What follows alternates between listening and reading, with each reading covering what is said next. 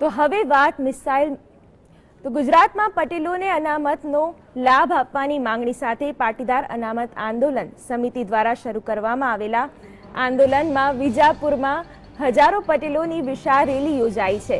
સરકારે આ રેલીની મંજૂરી રદ કરી હોવા છતાં આયોજન કરાતા આયોજકો અને તંત્ર વચ્ચે સંઘર્ષના એંધાણ વર્તાઈ રહ્યા છે। વળી વિજાપુર બંધનું પણ એલાન અપાયું છે। આથી સરકારે પોલીસના ધાડે ધાડા ઉતારી દીધા છે। છેલ્લા 20 દિવસથી પટેલોને અનામત આપવાની માંગણી સાથે ઉત્તર ગુજરાતમાંથી અનામત આંદોલનનો પ્રારંભ થયો છે। તો સરકાર સાથે સંઘર્ષની શક્યતા વર્તાઈ રહી છે। પાટીદારોએ અનામતની માંગ સાથે વધુ એક રેલીનું આયોજન કર્યું છે। વિજાપુરમાં વિશાળ પાટીદાર રેલી શરૂ થઈ ચૂકી છે।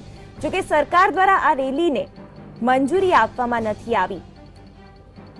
તો અનામતની માંગણી સાથે પાટીદારો ફરીથી રેલી દ્વારા પોતાની રજૂઆત કરવા મેદાને આવ્યા છે। મંજૂરી ન મળવા છતાં આયોજકોએ રેલી યોજી છે, એટલે સરકાર સાથે સંઘર્ષના પૂરેપૂરા એંધાણ વર્તાઈ રહ્યા છે। તો પાટીદારો બેનર સાથે પોતાની માંગણી રજૂ કરી રહ્યા છે।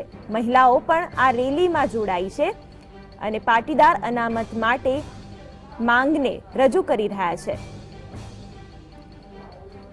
સરકારે રેલીને મંજૂરી નથી આપી છતાં પણ આ રેલીનું આયોજન કરવામાં આવ્યું છે। તો અમે ભીખ નથી માંગી રહ્યા, અમારો હક માંગી રહ્યા છે, તે રીતે અનામત માટે તેઓ માંગણી રજૂ કરી રહ્યા છે।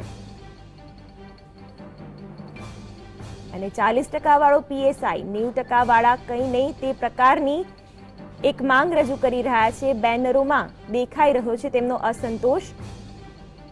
તો વિજાપુરમાં વિશાળ પાટીદાર રેલી શરૂ કરવામાં આવી છે।